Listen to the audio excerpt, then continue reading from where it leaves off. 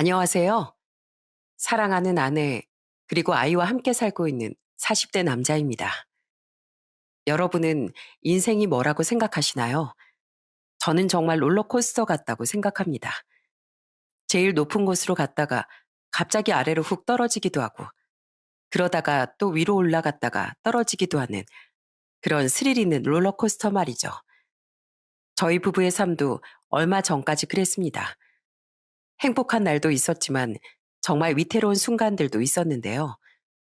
고난의 시간들을 지나 어떻게 다시 행복이라는 이름을 되찾게 됐는지 지금부터 이야기를 시작해 보도록 하겠습니다. 저는 충청도의 아주 작디 작은 시골 마을에서 태어났어요. 원체 촌이었던지라 어딜 한번 나갈라 치면 3시간에 한 대씩 오는 버스를 타고서 나가야 했고, 학교를 가려면 동이틀 무렵부터 일어나 준비를 해야 했어요. 지금 생각해 보면 그땐 정말 어떻게 살았나 싶지만 그 덕에 아주 부지런한 사람으로 성장할 수 있었습니다. 어린 시절을 고향에서 보낸 전 20살이 되자마자 서울로 대학을 가게 됐고, 대학을 졸업한 후 이름만 대면 다 알 법한 대기업 생산직으로 취업을 하게 됐어요. 그리고 첫 월급을 타자마자 부모님께 두둑하게 용돈을 챙겨드렸고요. 절 힘들게 뒷바라지하며 키워주셨기에 당연히 용돈 정도는 챙겨드려야 한다고 생각했었죠. 그런데 부모님께선 제가 드리는 용돈을 거부하시며 이렇게 말씀하셨습니다.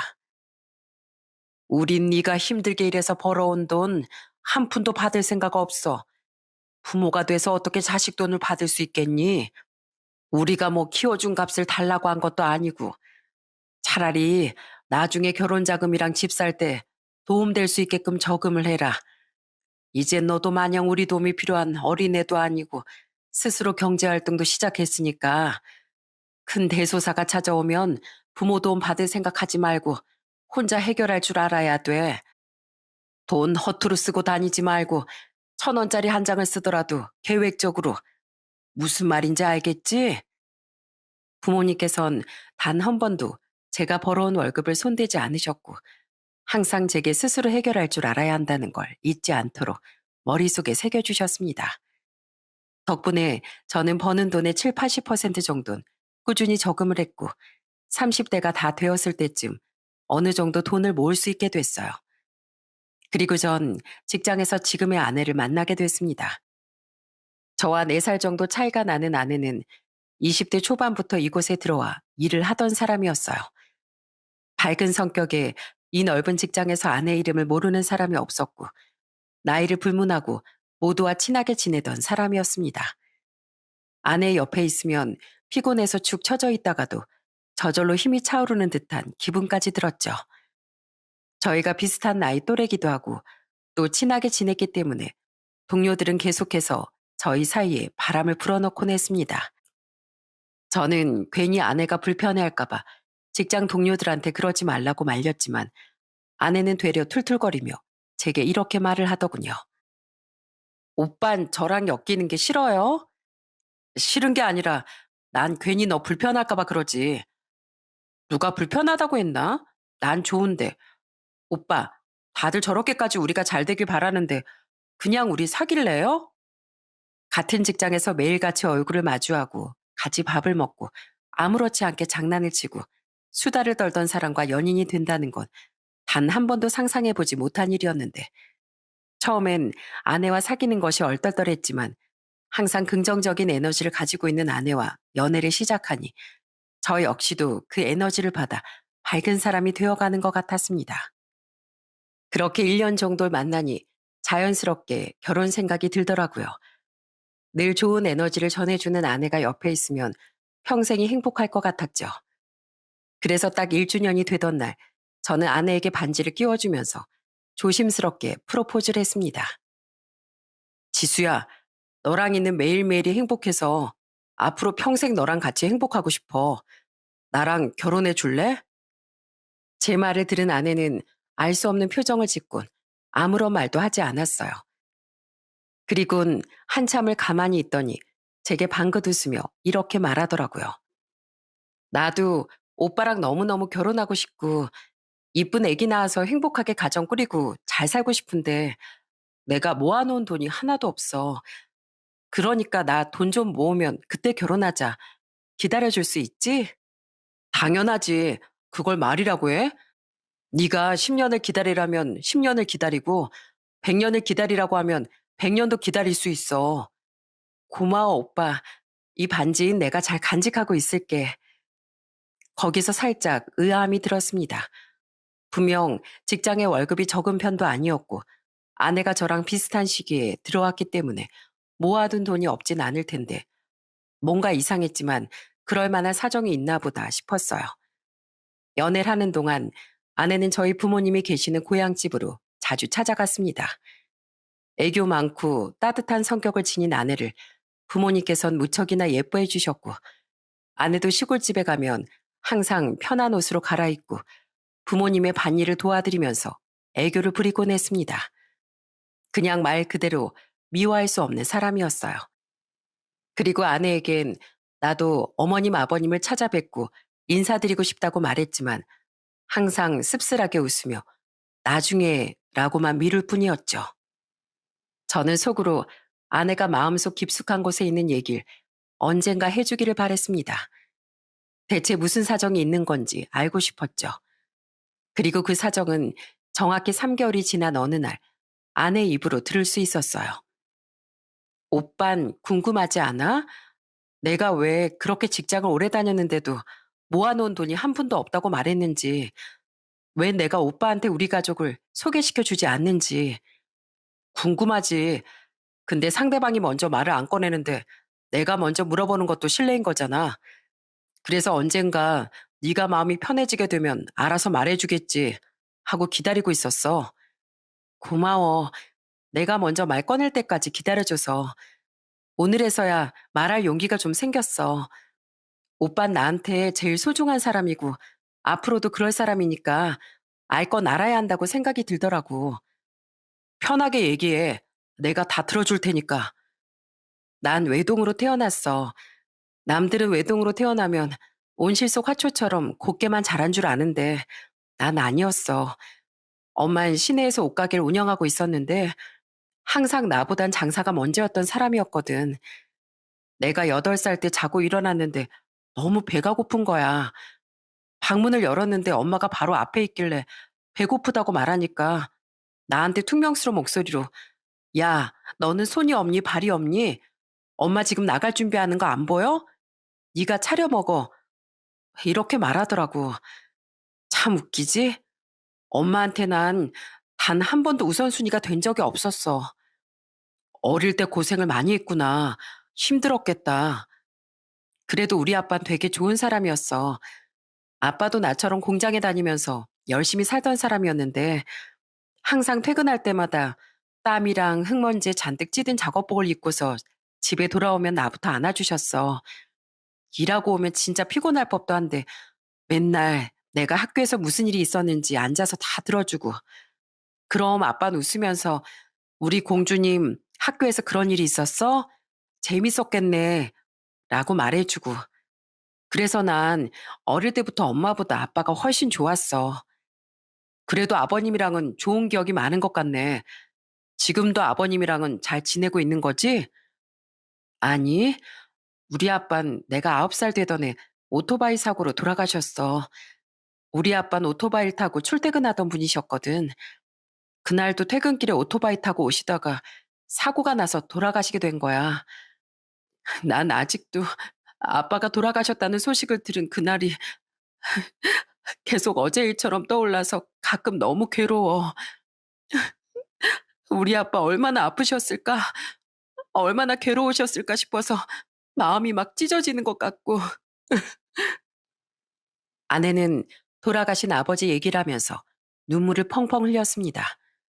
얼굴을 감싸고 계속해서 눈물을 흘리는데 그 모습을 보니 마음이 너무 아프기도 하고 안쓰럽기도 해 울컥하는 마음의 아내를 품에 꼭 안고 진정할 수 있도록 천천히 다독여줬습니다. 한참의 시간이 지난 뒤 감정을 어느 정도 추스른 아내는 이야기를 다시 이어나갔어요.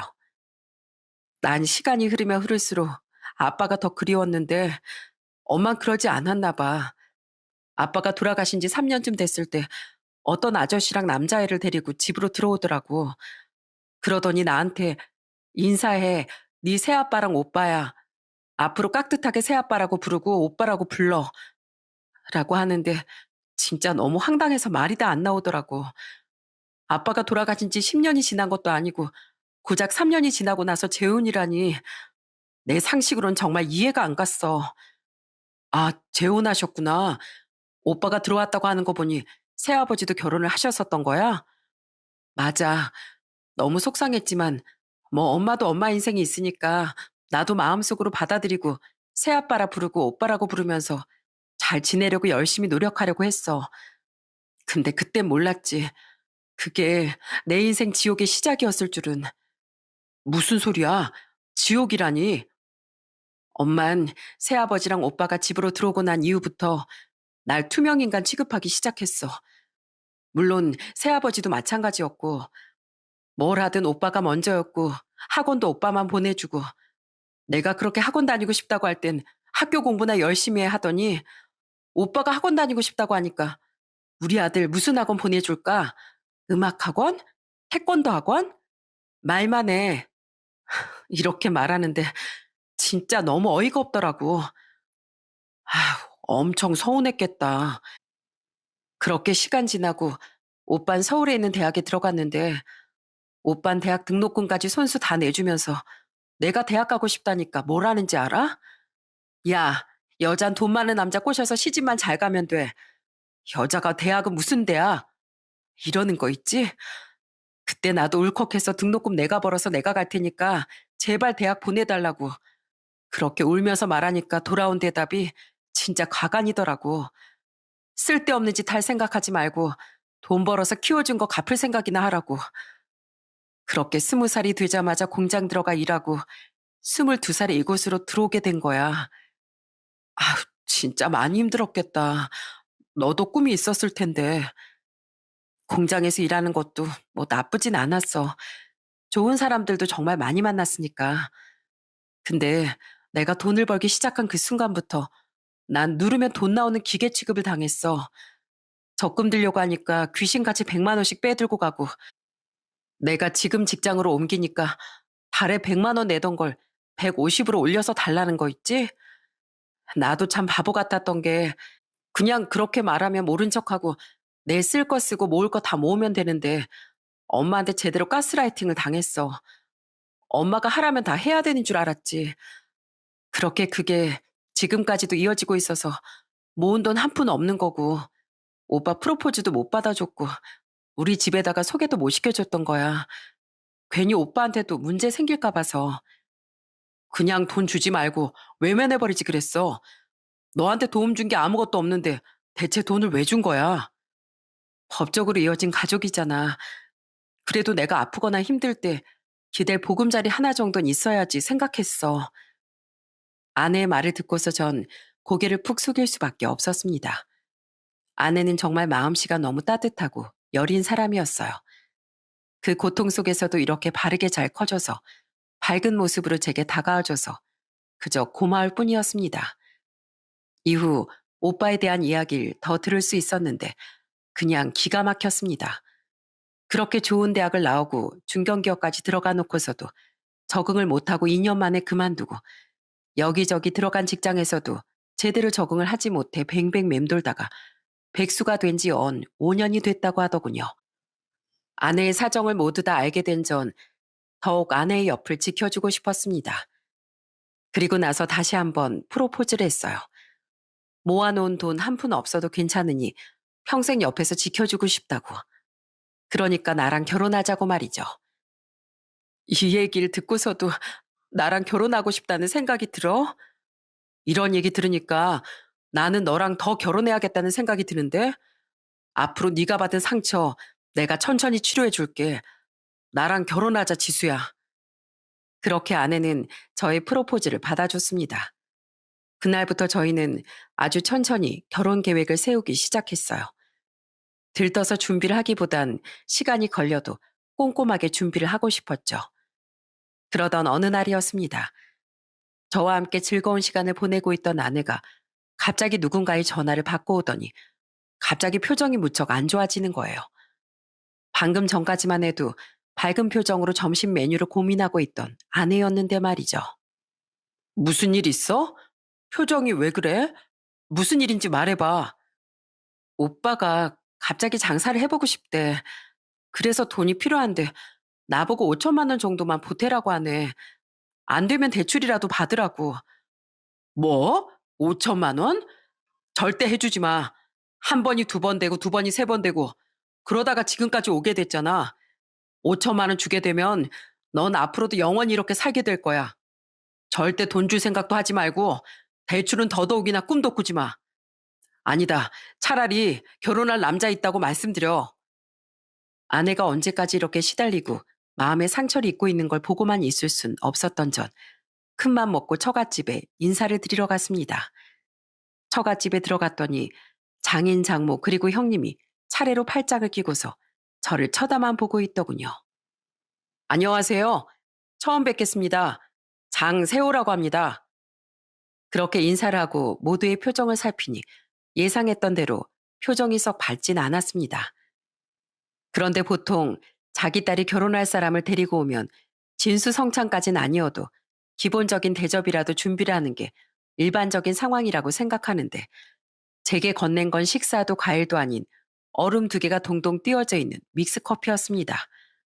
정말 기가 막혔지만 문전박대하지 않은 것에 다행이라고 여기며 그거라도 감사히 잘 마시겠다고 했죠. 그렇게 거실에 앉아 믹스커피를 홀짝이고 있는데 장인과 장모가 저를 정말 뚫어져라 쳐다보는 겁니다. 그러더니 장모가 한숨을 쉬며 제게 말을 꺼내더라고요. 그래, 얘긴 들었어요. 같은 공장에 다닌다면서요. 네, 그렇습니다. 에휴, 공장에서 일이나 하면서 돈이나 벌 것이지. 하라는 일은 안 하고 직장에서 시시덕거리며 연애질이나 하고. 너 엄마가 40 넘을 때까지 결혼은 꿈도 꾸지 말라고 했지? 아유, 차라리 결혼할 거면 돈 많은 부잣집 남자나 어떻게 좀 꼬셔서 데리고 올 것이지. 보아하니 딱 돈도 없게 생겼구만. 부모님은 뭐 하시는데요? 저희 부모님 시골에서 농사 짓고 수확한 거 판매하면서 지내십니다. 봐봐, 내 말 맞지? 뭐 볼 것도 없구만. 그 남자 보는 눈 참 없다 너도. 데리고 와도 꼭 이런 집안 남자 데리고 오고. 그 말을 들은 전 조용히 분노를 삭혔습니다. 처갓집이 아니라 생판 남이었다면 저런 말을 듣고 그냥 한바탕 했을 텐데 하며 속으로만 그렇게 생각을 했죠. 우리 지수랑 결혼하겠다는 이유가 뭐예요? 얘 내 딸이지만 정말 별 볼 일 없는 앤데 이런 애가 뭐가 좋다고? 네, 첫 번째는 제가 꿈꾸던 이상형입니다. 지수가 정말 착하고 밝고 잘 웃거든요. 그리고 두 번째는 지수랑 결혼해서 제가 평생 지켜주고 싶습니다. 아이고, 난리 났네, 난리 났어. 내일 모레면 나이가 30인데 뭘 지켜준다고 그래요? 그냥 누구라도 지수를 괴롭히는 사람이 없게끔 지켜주고 싶습니다.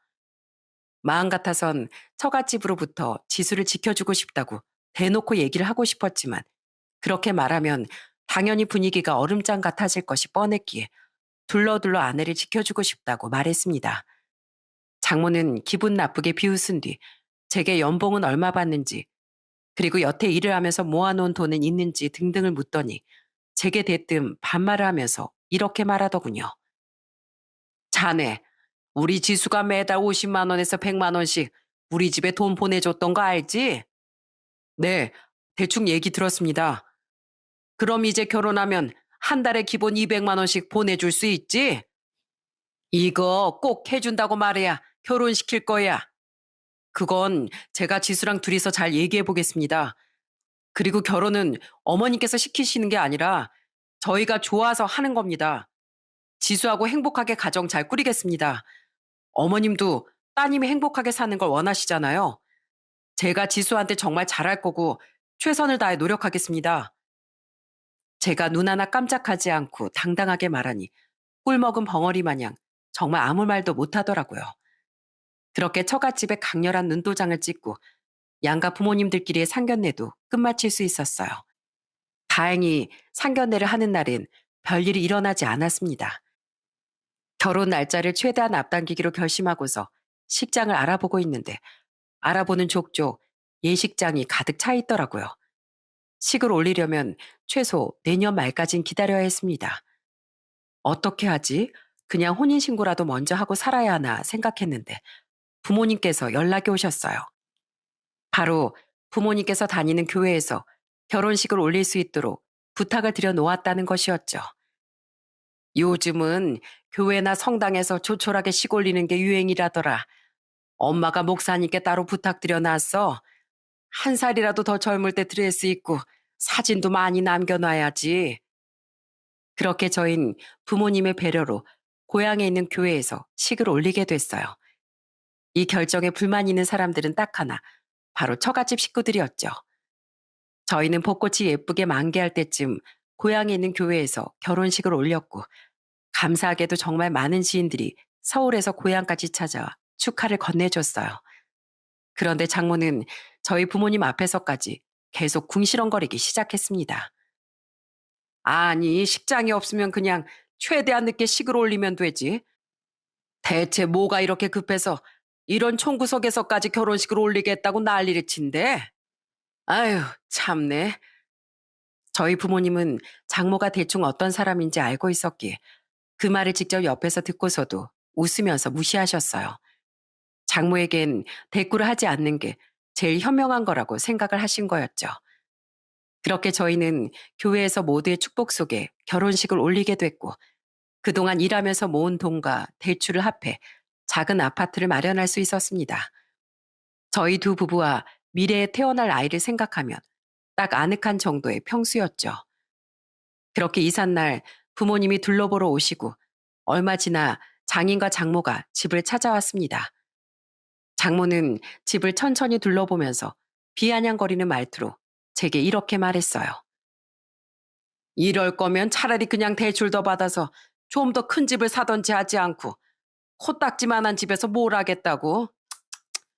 아, 그리고 장서방, 그때 우리 집 처음 왔던 날 나랑 약속했던 거 기억나지? 장모는 집을 둘러보는 척하면서 자연스럽게 제게 말을 꺼내더라고요. 저는 당연히 기억했지만 장모가 원하는 대답을 해주고 싶지 않았기에 일부러 모른 척을 했어요. 그랬더니 표정이 아주 가관으로 일그러지더군요. 아니, 그 얘기한 지 뭐 얼마나 됐다고 벌써 까먹어. 젊은 사람이 까마귀 고기를 먹었나. 매달 우리한테 200만 원씩 보내라고 내가 그때 분명히 얘기했잖아. 똑똑히 기억합니다, 장모님. 근데 그때 저희가 확답을 드린 게 아니라 상의해보고 결정하겠다고 말씀드렸는데 그건 기억이 안 나시나 봐요. 저희가 진지하게 상의해봤는데 이제는 그동안 지원했었던 금액들 일절 다 끊기로 결론 지었어요. 대신에 장인어른 장모님 생신날엔 용돈도 드리고 제가 사위 노릇하면서 장인어른 장모님께 잘해드리겠습니다. 뭐? 아니, 누구 마음대로 지원을 끊겠다는 거야? 야, 지수야. 이건 네 남편이 그렇게 하라고 시킨 거지? 그런 거지? 장인어른 장모님, 그동안 도움 많이 받으셨잖아요. 근데도 맨날 형님이랑 차별이나 하고 부끄럽지 않으세요? 그리고 정말 딸로 생각한다면 이제는 가정이 생겼으니까 자식 낳고 잘 살 생각만 해라. 이렇게 말씀하셔야 하는 거 아닌가요? 그런데 처음 만나자마자 돈 얘기부터 꺼내면 어떤 사이가 조화를 하겠습니까? 그렇게 나오겠다 이거지? 그럼 나도 너 인정 못해. 결혼식 올렸어도 혼인신고 안 했으면 끝 아니야? 이미 늦었습니다. 저희 어제 혼인신고 했거든요. 장인어른 장모님의 딸이기도 하지만 이제는 법적으로 제 아내이기도 합니다. 그러니까 예전처럼 이래라 저래라 하는 말은 함부로 하지 말아주셨으면 좋겠네요. 제가 굳은 표정으로 말하자 장모는 분한 표정으로 한참 동안이나 절 노려봤습니다. 그러고선 잔뜩 씩씩거리더니 앞으로 두고 보자는 말을 하고서 장인과 함께 집 밖으로 나가버리더군요. 두고 보자는 사람치고 무서운 사람 없다고 하잖아요. 장모는 그렇게 으름장을 놓고서 정작 제게 하는 건 아무것도 없었습니다. 처음 1년간은 저희도 정말 많은 노력을 했는데요. 결혼하고 처음 맞는 명절에 좋은 선물 세트를 들고 찾아뵙기도 하고 생신도 정성껏 챙겨드렸어요. 그런데도 장인과 장모는 제가 영 성에 차지 않는 것 같았습니다. 그리고 여러분, 보통 사이가 명절에 가면 상다리가 휘어지는 정도는 아니더라도 맛있는 반찬이 있으면 사위 앞에 밀어다 주고 그러지 않나요? 장모는 명절날에도 저희를 찬밥 취급하기 바빴습니다. 반면 백수 노름을 하고 있는 형님에겐 불고기 반찬이며 육전이며 온갖 맛있는 반찬들을 먹여줬죠. 사흘 굶은 사람처럼 개걸스럽게 손가락에 아주 소스까지 다 묻혀가면서 우걱우걱 먹어치우는데 보는 사람 밥맛이 다 떨어질 정도였습니다. 제 앞에는 간이 거의 되어 있지 않은 나물 반찬들만이 앞에 있었는데 저는 그 나물들을 밥 위에 올리고서 보란 듯이 맛있게 먹어치웠어요. 자네, 지금 그게 목구멍으로 넘어가나? 너무 잘 들어가는데요. 저는 고기 반찬보다 이런 건강한 나물 반찬을 더 좋아해서요. 장모님, 밥 한 공기만 더 주실 수 있을까요? 세상에, 저렇게까지 독한 사람이 또 있을까? 자네 줄 밥 없으니까 집에 가서 먹든지 말든지 하게. 저는 절대로 처갓집 식구들에게 기죽는 모습을 보이지 않았습니다.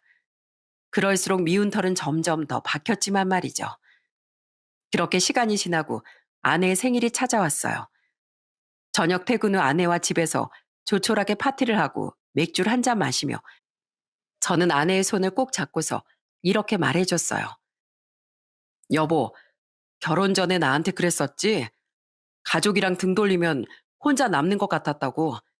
지금도 그렇게 생각해? 아니, 지금은 아니야. 이렇게 당신이랑 생일 파티도 하고 맥주 한 잔 마시는 여유도 생기고 나한테 이런 소소한 행복을 안겨줘서 당신한테 너무 고마워. 그러니까 난 이제 당신이 끌려다니지 않았으면 좋겠어. 당신 오늘 생일인데도 봐. 장인어른 장모님 그리고 형님까지 연락 한 통이 없잖아. 그러니까 우린 딱 그냥 적정선 지키면서 할 도리만 하면 되는 거야. 당신도 그만큼 했으면 정말 열심히 했어. 우린 앞으로 서로만 생각하면서 살자. 그날 이후 아내는 정말 저만 믿고 따라오기 시작했습니다. 그리고 연차를 내고서 모처럼 아내와 즐거운 시간을 보내고 있던 어느 날, 오랜만에 장모가 아내의 휴대폰으로 전화를 걸어왔고, 저는 편하게 전화를 받으라고 말했습니다. 그런데 전화를 받은 아내의 표정이 또다시 일그러지기 시작했어요. 장모가 또 돈 타령을 시작한 거죠. 얼마나 목소리가 큰지 말소리가 다 들리더라고요. 너 오빠한테 줄 5천만 원은 대출 받았니? 엄마가 네 남편 몰래 빠른 신뢰로 5천만 원 준비하라고 했지? 까먹은 거 아니지? 무조건 네 남편 몰래 해야 돼? 그 소리를 들은 전 아내를 쳐다보면서 입모양으로 단호하게 딱 잘라내라고 말해줬어요. 제 입모양을 본 아내는 심호흡을 한번 크게 하더니 장모에게 이렇게 말했습니다. 나 오빠 도와줄 마음 손톱만큼도 없어. 오빠도 이제 나이 먹을 만큼 먹었는데 오빠가 가게 차리는 비용도 내가 대출까지 받아서 일일이 부담해야 돼? 5천만 원 대출 받아서 빌려주면 그 돈은 그대로 오빠가 갚아준대? 아님 엄마가 갚아줄 거야?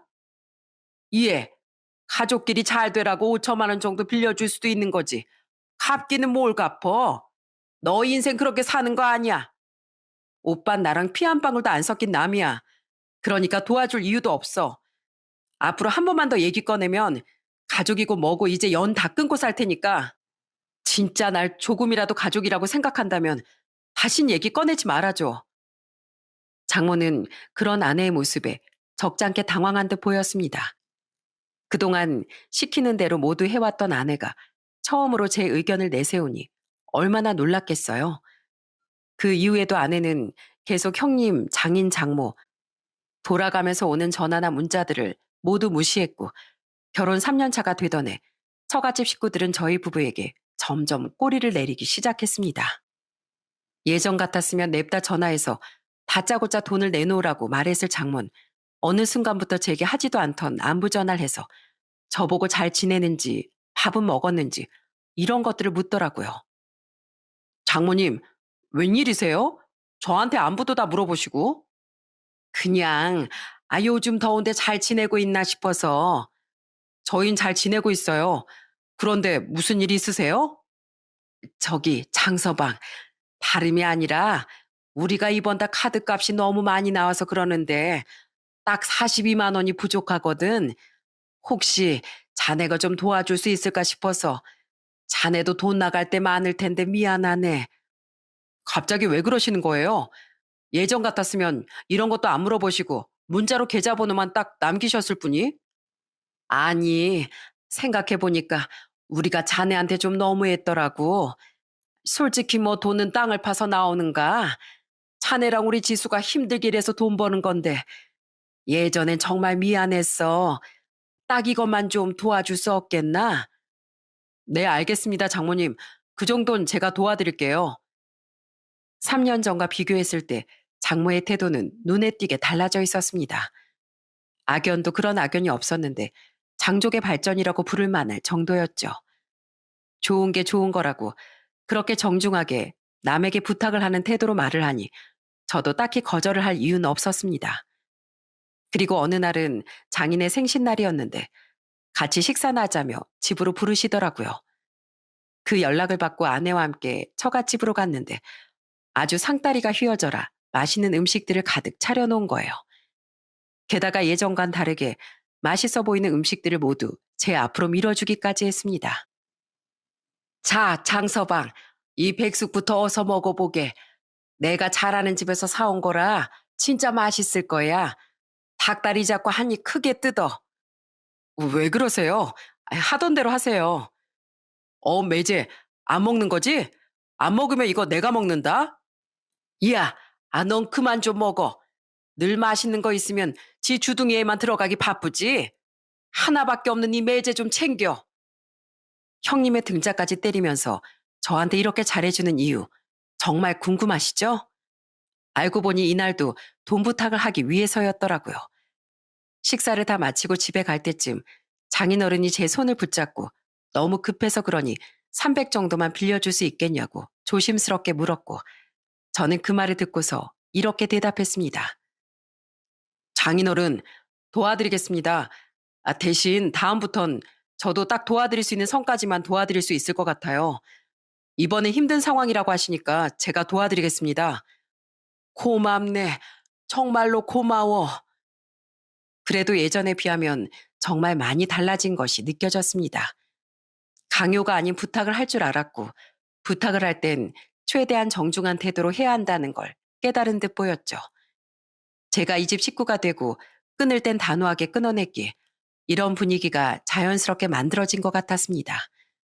이후에도 계속해서 돈을 요청했지만 도와줄 수 있는 부분들엔 도움을 주고 거절을 해야 하는 부분은 딱 잘라 단호하게 거절했어요.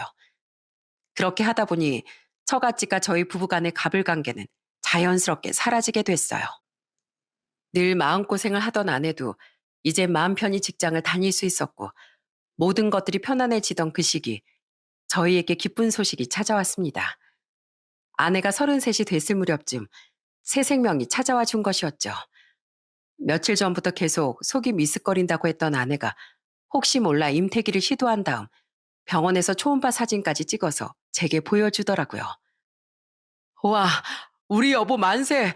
나 이제 아빠 된다. 결혼 생활을 한 지 5년 동안 아이가 생기지 않아 나이를 더 먹기 전에 병원에서 검사라도 받아야 하는 거 아닐까 생각했는데 이렇게 기적처럼 새 생명이 찾아와 주니 눈물이 앞을 가리더라고요. 기쁜 마음을 겨우 추스른 채 저는 아내의 손을 잡고서 이렇게 말했습니다. 여보, 이제 나는 아빠가 되는 거고 당신도 엄마가 되는 거야. 우리 앞으로 정말 열심히 살자. 내가 평생 당신이랑 우리 애기 지켜줄게. 새 생명이 찾아왔다는 소식을 듣자마자 세상 만물 모든 것이 아름다워 보이는 마법에 걸린 듯 했습니다. 뭘 해도 기분이 좋아 콧노래를 흥얼거리게 되고 지겨웠던 회삿밥이 세상에서 제일 맛있는 음식 같아 보이고 모든 사람들이 절 축하해 주는 것만 같은 기분이 들었죠. 직장 동료들도 나중에서야 사실을 알고선 진심으로 축하한다는 말을 전해주더라고요. 그리고 아내는 서서히 배가 나오는 임신 5개월 정도가 됐을 때쯤 회사에서 출산 휴가와 육아휴직을 받게 됐습니다. 예비 부모의 기다림이라는 건 정말 설레는 일이더라고요. 미리부터 아내와 백화점을 돌면서 아기 용품을 준비하고 작은 방을 아기 방으로 쓰기 위해 열심히 스티커를 붙이고 모비를 달고 또 아기 침대를 놔두고 하루하루 아이가 건강하게 태어나기만을 기다리고 있었습니다. 그렇게 부모가 되기만을 기다리며 설레이는 하루를 살아가던 어느 날, 저희 부부에게 예고 없는 불행이 찾아왔습니다. 아내가 딱 26주가 됐을 무렵쯤 아내 안색이 점점 안 좋아지기 시작하더라고요. 가벼운 몸살 정도라고 생각했는데 시간이 가면 갈수록 점점 더 상태가 안 좋아지더군요. 아, 몸이 왜 이러지? 속도 너무 안 좋고 가슴에 이상한 멍울 같은 것도 만져지는 것 같고 원래 다 이런가? 많이 힘들면 바로 병원 갈까? 아니야. 어디서 봤는데 병원 가서 약 같은 거 먹고 주사 같은 거 맞으면 아기한테 안 좋을 수도 있대. 한번 참아볼게. 시간이 지나면 나아지겠지 하던 아내의 몸 상태는 나날이 나빠지기만 했습니다. 그러던 어느 날, 이제는 복통까지 호소하며 제 팔을 부여잡고 주저앉은 아내는 결국 제게 병원에 가자고 말했습니다. 나 아무래도 느낌이 좀 이상해. 요새 꿈자리도 계속 사납고 혹시 우리 똥구리한테 무슨 일 있는가 싶어서 그것도 걱정이고 병원 가보고 싶어. 그렇게 저는 아내를 데리고 곧장 병원으로 향했습니다. 우선 아이에게 문제가 있는 건 아닐까 싶어 산부인과 쪽으로 향해 그동안 있었던 증상 같은 걸 말씀드리니 벼랑간 표정이 확 굳어지시며 유방외과 쪽으로 가보라고 하시더군요. 그리고 아내와 함께 유방외과 진료를 받으러 갔는데 의사 선생님께서 아내를 보면서 굳은 표정으로 이렇게 말씀을 해주셨습니다. 우선 가슴에 멍울이 만져진다고 하셨으니 기본적인 초음파부터 확인한 다음에 횡파탄성 초음파라고 해서 만져지는 그 멍울이 양성인지 악성인지 확인하는 검사를 진행할 거예요. 원래 임신 중기되면 일반적으로 혹이 만져지는 경우도 있긴 한데 그게 혹인지 아니면 종양인진 확인을 해봐야 알 것 같고 그리고 초음파상으로 모양이 안 좋으면 총생검이라고 해서 조직 검사를 추가로 진행하게 될 거예요. 우선 보호자분께선 잠시 밖에서 대기하고 계세요. 초음파 검사, 조직 검사라는 말을 듣는데 순간 가슴이 철렁하고 내려앉는 듯한 기분이 들었습니다. 그리고 저는 대기실에서 기다리는 동안 두 손을 꼭 모은 채 아내에게 제발 아무런 일이 없기만을 기도했습니다. 일어날 수 있는 가장 최악의 상황만은 아니길 진심으로 바랬어요. 그렇게 기다리기만 한 지 한참의 시간이 지났을 무렵 의사 선생님께서는 저를 조용히 부르시더니 검사 결과를 알려주셨습니다. 저는 검사 결과 소식을 듣고서 충격을 받고 바닥에 주저앉고 말았어요. 사랑하는 아내가 유방암 진단을 받았다는 것이었습니다. 우선 저의 좌절보단 아내의 상태를 살피는 것이 우선이겠다 싶어 저는 곧장 아내에게로 향했어요. 아내는 본인이 유방암이라는 사실을 모르는 것 같았어요. 여보, 선생님께서 뭘 하셔? 나 어디 아프대? 아니, 당신이 요즘 좀 예민한 것 같다고 하시더라. 아무 문제 없다고 하시니까 밥 잘 먹고 좋은 것만 보래. 아, 앞으로 내가 당신 옆에서 진짜 잘 지켜봐야겠다. 그래? 아, 다행이다. 나 엄청 걱정했는데. 아내 안도하는 표정을 보면서 제 마음은 갈기갈기 찢어지는 듯 했습니다. 그날은 차마 입이 떨어지지 않아서 아내에게 사실을 말하지 못했어요. 하지만 본인이 어떤 상황인지 본인 스스로가 알아야 했기에 다음날 날이 밝자마자 저는 아내에게 다가가 솔직하게 얘기했습니다. 당신 유방암이래. 내가 어제 말했어야 하는데 당신이 충격받을까봐 사실대로 얘기 못했어. 미안해. 뭐? 유방암? 그럼 우리 애긴 어떻게 되는 건데? 혹시 몰라서 사례들도 찾아봤는데 제법 그런 분들이 많더라고. 그래도 다들 건강하게 출산하셨대. 내가 당신 옆에 있어줄 테니까 우리 힘내보자.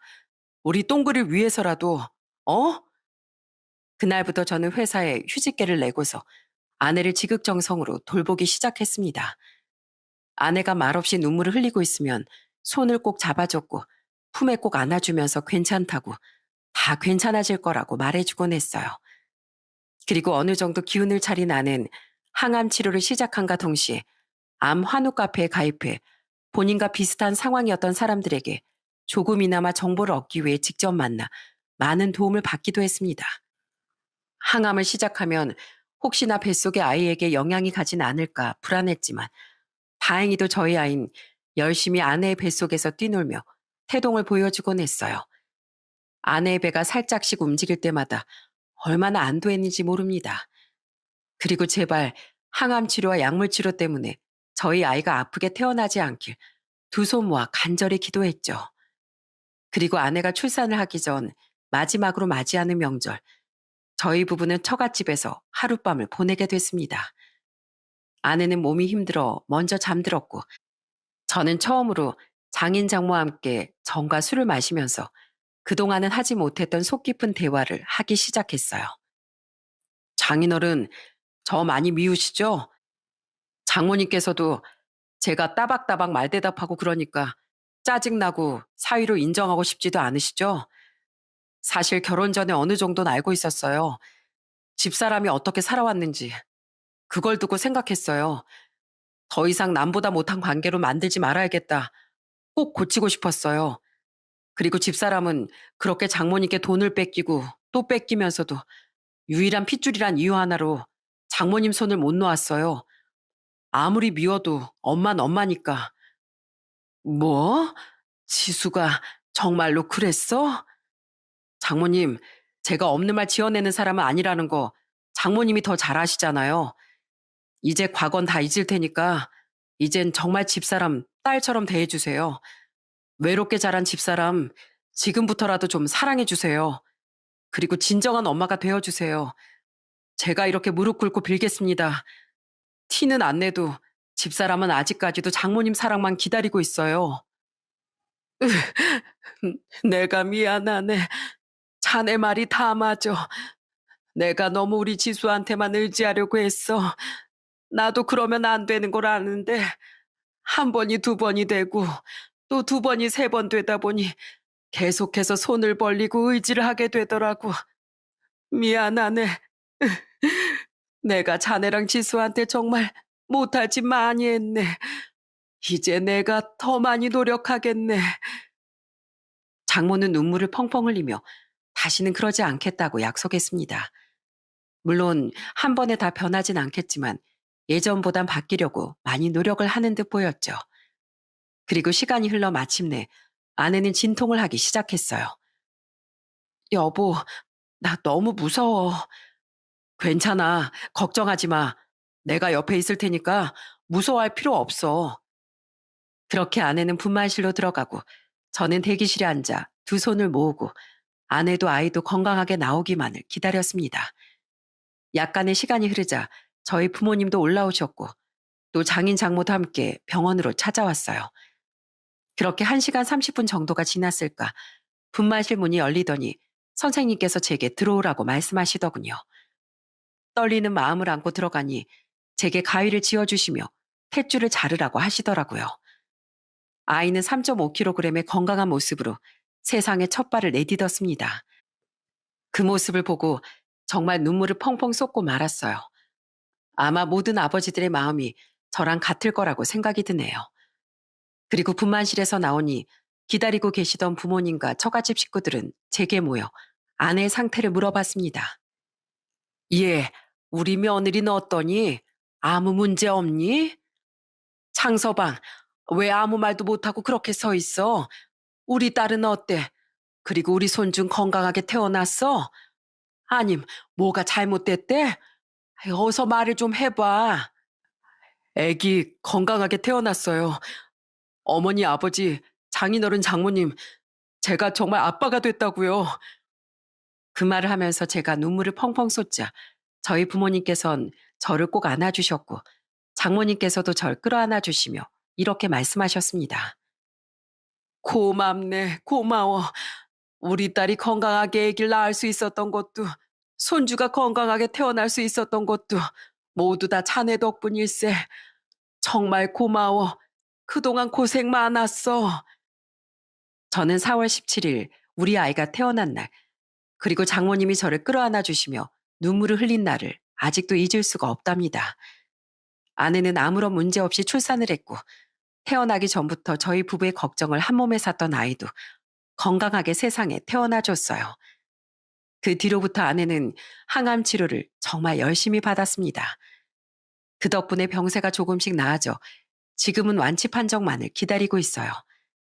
우리 가족은 정말 말도 안 되는 커다란 시련과 위기를 겪을 뻔했지만 아내의 고통 그리고 아이를 지키려는 노력 덕분에 지금 저희 가족은 빛도 보이지 않았던 밑바닥에서 벗어나 행복한 가정으로 거듭날 수 있었습니다. 그리고 지금 저희 가족에게 어떤 변화가 찾아왔는지 들으시면 아마 정말 깜짝 놀라실 텐데요. 바뀐 건 저희 가족뿐만이 아니었습니다. 장서방, 어서 밥 먹어. 네, 장모님, 오늘 반찬은 뭐예요? 오늘은 고등어 조림했네. 자, 식기 전에 어서 먹어봐. 와, 고등어 조림 진짜 맛있겠네요, 장모님. 잘 먹겠습니다. 장모님께선 가끔 내려오셔서 저희 집에서 아이를 돌봐주고 계시고 또 저희 가족의 식사까지 차려주시곤 한답니다. 예전 같으면 상상도 못할 일이었을 텐데 말이죠. 이렇게 모두에게 소소한 변화가 찾아오고 나니 예전과는 다르게 서로 웃는 일도 많아졌고 행복이라는 단어를 꺼내는 날이 늘어났습니다. 그날 제가 얘기를 꺼낸 뒤부터 장모님에겐 심경의 변화가 찾아온 것 같았어요.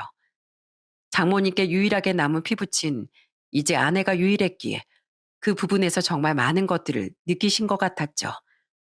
그때부터 이제 저희 집에 찾아오셔서 아내가 좋아하는 음식들도 해주시고 내가 아이를 볼 테니까 어서 방에 들어가 쉬라고도 말씀해 주시고 예전과는 달리 장모님께선 아내를 위해 본인의 마음을 줄 수 있는 만큼 모두 쏟아붓고 계셨습니다. 어쩌면 지난날에 주지 못했던 마음을 이제서라도 주기 위해 노력하시는 게 아닐까라는 생각이 들어요. 아참, 형님도 언제부턴간 정신을 차려서 지금은 작은 중소기업에서 일을 하고 있다는 소식을 듣게 됐어요. 저희 집 정말 많은 것들이 바뀌지 않았나요?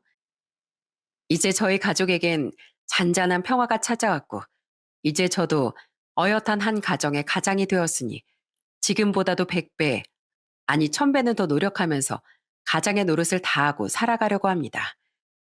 변화 없인 발전이 불가능하고 마음을 바꿀 수 없는 사람은 아무것도 바꿀 수 없다는 명언이 있습니다. 사실 저는 처갓집 식구들 모두가 변하는 것이 불가능하다고 생각했어요. 하지만 마음을 바꾸고자 하는 의지가 있었기에 지금은 각자 변하게 됐고 서로 행복을 나누며 살아갈 수 있게 된 것 같습니다. 여러분들께서도 뭔가 변해야 할 것이 있다면 지금이라도 마음을 바꿔서 발전해 나가실 수 있기를 바라는 마음에 사연을 쓰게 됐어요. 여러분 모두 건강한 하루만 보내시기를 바랍니다.